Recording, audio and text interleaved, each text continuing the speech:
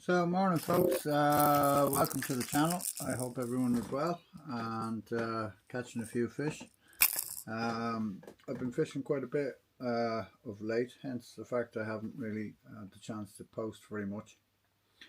The fishing is tough, there's no doubt. I always kind of see June as a tough month. It's like the transition between spring and summer.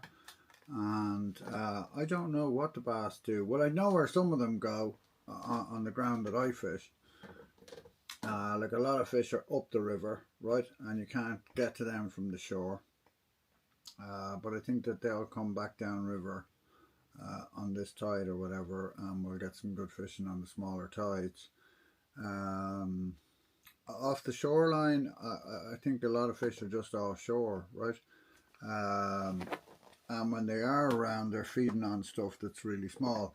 Like, I asked a question there recently, like, you know, do you fish big baits for big bass or whatever? And actually got some really interesting responses. Like, I was reading them this morning.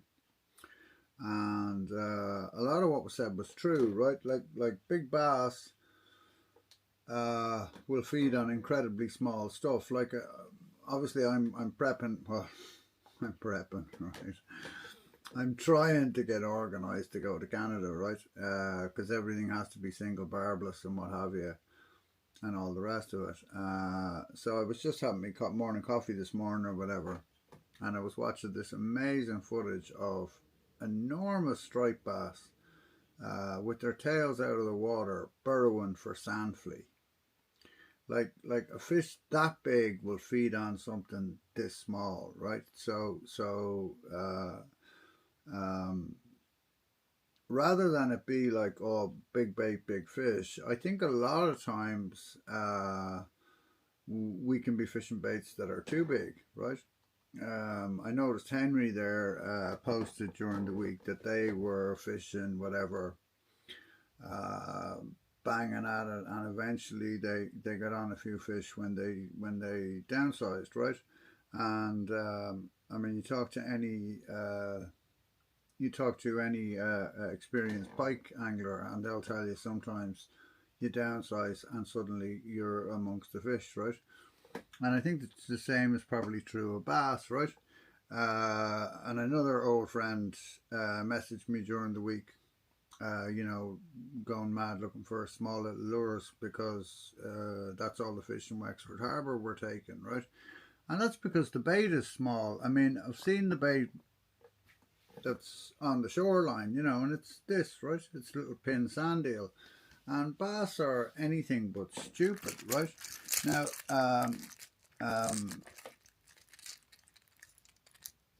well, I have a number of favourite ways to fish, right? I suppose my favourite is topwater, right? Like if I was told I could only do one type of fishing from now on, I would say, right, well, give me a selection of topwater lures. And in that selection, without a shadow of a doubt, would be this little guy. In both sizes, the Chappie 80 and the Chappie 100. I mean, I literally got this out of the... Well, this is why I'll never be rich.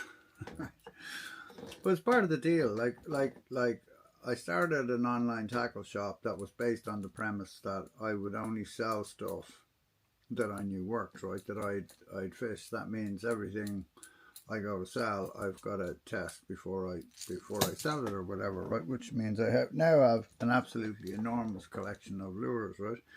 But I saw these and I just knew, I said, right, okay, those are gonna fish like stink, right? Now, even recently, we were fishing and it was hard going, but we got on, I mean, just an absolute stack of schoolies, right? And yeah, they'd hit the little metals, but the only surface lure they would hit was the Chappie, the 80 or the 100. They'd hit both, right? Now, I'm sure I didn't have a Pukachev. That's the other, I keep dropping that. The other lure from IMA, the other surface lure from IMA that I absolutely love is the little Pukachev Cobra, the 90. It's an animal of lure. Now, I've got these bad boys in. Hang on, I get the name wrong. I always get the name wrong. It's ever since long COVID, I get numbers and letters and everything else mixed up. So these are the Flute 138, right? From IMA. Now, I bought them in because I think they'll do very, very little. And I think that is going to be absolutely deadly. I'm definitely bringing a couple of these with me to Canada. But for Irish bass, I think they're going to be superb. Like if you've got a bit of flow, I can just imagine casting that up the current and literally fishing it almost like a fly, like just letting it sweep down the current, giving it the odd tip, just getting it to wobble. I can think of a couple of spots where it would almost fish like a needlefish, if you like. You know what I mean? Like it's designed to have very subtle action, right? And that's the other thing. I think sometimes lures can do too much. You know what I mean? Like you can, like the overkill, right? Like don't get me wrong. If the bass are on the feed, like we were up river in the boat there a couple of weeks ago, and we stuck up a couple of pictures or whatever. But boat fishing for me, I like it, but it almost feels like cheating, right? I certainly would not rate it the way I rate shore fishing. For me, my first love is fishing for bass from the shore. I think it's far more challenging. Like I'd give whatever number of, you know, doubles out of the boat for one double from the shore. Like, you know, to catch a double from the shore is a difficult thing to do, right? It takes a bit of work, and it doesn't have to be done at night time. Like I know the trend of late is, oh, night fishing is the way to go or whatever, and yeah, but there are lots of people out there who can't night fish or whatever, who are either, you know, have got to an age where it's no longer possible, or are suffering from some kind of, like I know I for a long time couldn't night fish. It just wasn't possible, right? And that's the other thing, like if you have, I mean, there's so much more, well, it's much more open about long COVID now, right? So and there's a lot more talk about it, and it's like kind of accepted that it's a thing, right? So if you're suffering from it, there is hope, believe me, because I thought I was bunched, right? And I'm after absolutely hammering it there for a week. Now I'm tired today, and I've tinnitus and all the rest of it. My ears are ringing, and yeah, I need to rest for a couple of days. But having said that, compared to where I was, even how I look like is incredible turnaround, right? And it wasn't until about year 3, right? So that was 3 years of being fairly incapacitated. So night fishing just wasn't an option. I mean, you can catch plenty of bass during the day, right? But you just got to be equipped to do it, right? And one of the ways to do it is to surface fish, right? Like somehow it kind of gets surface lures, or people talk about surface lure fishing as if it's more difficult or more of an achievement or something to get a fish off the top, right? But actually, in my experience, like fish will readily take topwater lures. Sometimes they'll take topwater lures easier than they'll take any other type of lure, as long as you've got the right topwater lures. And believe me, there are topwater lures, and then there are topwater lures. And that is one of them. That little guy there, and in no particular colour. Now I like that colour, that's sight candy. I like it because of the little chartreuse tip on the nose. It means I can see it. So being able to see your lure, you know, the older I get, right, the worse my vision gets. When you're surface lure fishing is incredibly important, because if you can see a fish, like we've been sight fishing for the last couple of days, right? So we've been creeping along looking for fish to cast at, right? And if you can see a fish coming at your lure, then that makes a huge difference, because you know what's happening, You know, if he's following, you can stop the lure and give it a tweak, and that'll often induce a take or whatever.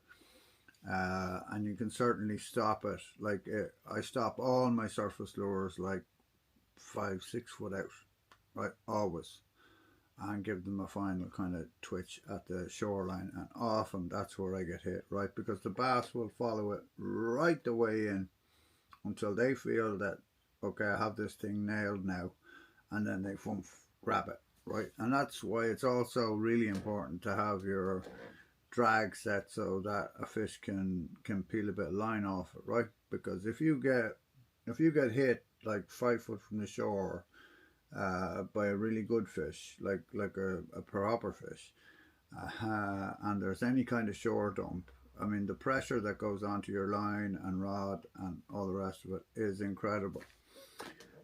Speaking of rods, what arrived this morning are the 5G Tidrift from Major Craft, and they are absolutely, they're just gorgeous. I mean, my God.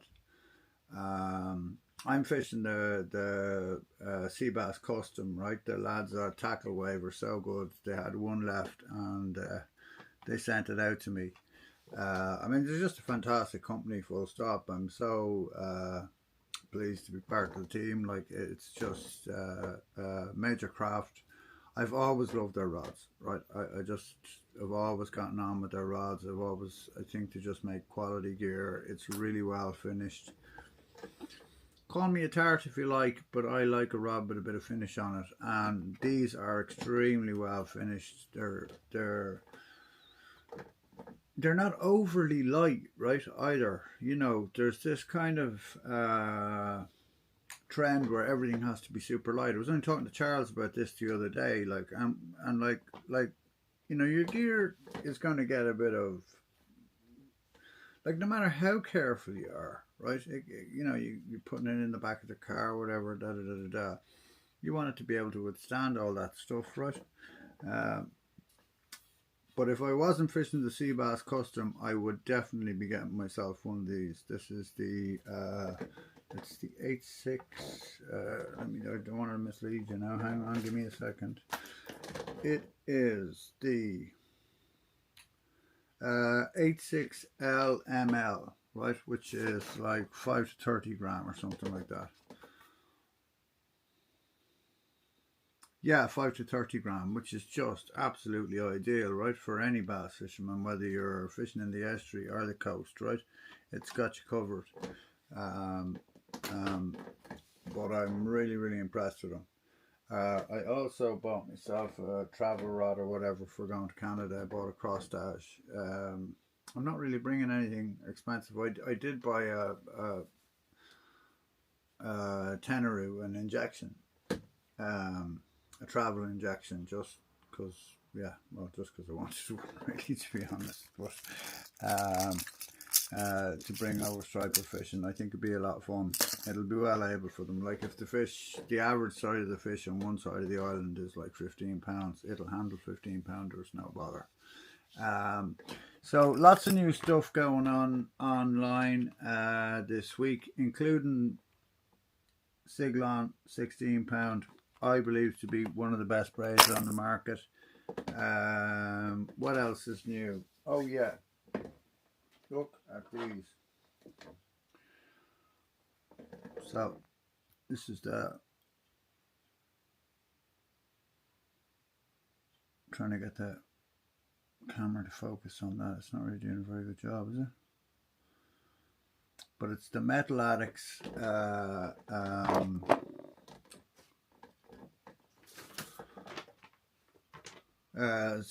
It's the 30 gram, right?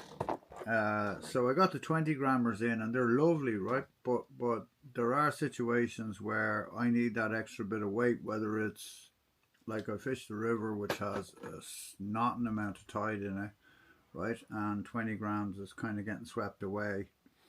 And then I fish the open beach, sometimes in fairly stinky conditions, and I need something that will cut through. And I've got a big ripping channel in front of me, and I want something that will get out there that I can bump along the bottom. And these are just gorgeous. I mean, that's the kind of there's a, and I also bought them for the States as well, for the Canada as well. There's the one with pink, the pink one. There's the kind of the kind of rainbow type. Now it's coming into focus. And then there's a supernatural one as well somewhere. Oh yeah, here we go.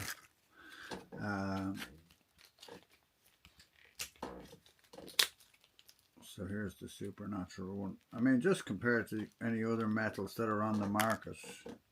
Now that's not to say, like, look, to be honest with you, if the bass are on the feed, a jig para will absolutely nail them.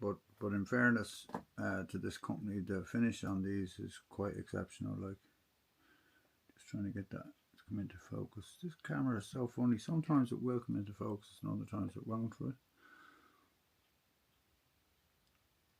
There we go. Look at that. Absolutely gorgeous. I like fishing my metals. I mean, I just do. They let you get at fish that otherwise you can't get at, right? So I never go out without them. Yeah, so that's it. I mean, the fishing's been okay. Like, we've had some nice fish. We've had a fish over 60 and stuff from the shore, which is great. We've certainly had numbers, and I mean, there are just thousands of schoolies on the shore, which, while it might be a bit of a pain in the arse while you're fishing, is great to see, right? I mean, like, that there's that head of schoolies is a good sign for the future, for the population of bass, right? I still think, though, that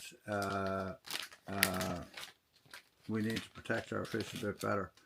I still think that we should introduce a sea fishing license and honestly have people who protect the shoreline, because it's to be honest with you, the amount of poaching that goes on is only phenomenal. But that's it for today, guys. Just showing you some of the new stuff. So that's going to go up online this week. Stuff in from Tackle Wave. Also got some stuff coming from Ultimate Fishing. We'll do that another day. And we'll keep you updated on the fishing as we go. Other than that, tight lines. I hope everyone is well. And we'll talk to you soon.